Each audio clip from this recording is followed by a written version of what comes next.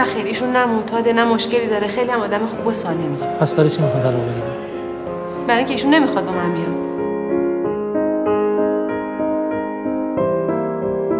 منم کشوندی اینجا پیشنهاد بده. آقای قاضی چیکار کنم؟ ایشون بهونه کرد. من بهونه نکردم. شما گفتی یه دلیل بیار. من اجازه بده من صحبت کنم. بفرمایید. من الان تکلیفم چی میشه حاج آقا؟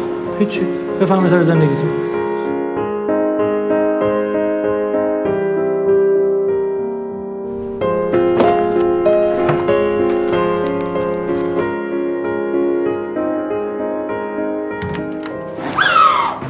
چیه؟ بابا خواب بود با در روش قفل کنی بری؟ داشت میمرد من رسیدم. خانم بیا برو تو با این زنه امروز دعوا کردی؟ گفت زدیش تو. من زدمش. پس چرا بردنش بیمارستان؟ یه خانومی آوردن امشب اینجا به اسم راضیه. بچهش سفت شده. چی کارش کردی مگه؟ شفاف توضیح بده آقا. اتهامشون الان قتل.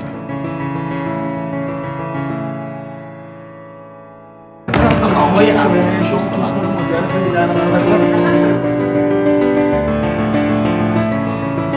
دروغ گفتی؟ مگه تو نگفتی جدی نیست؟ جدی شد.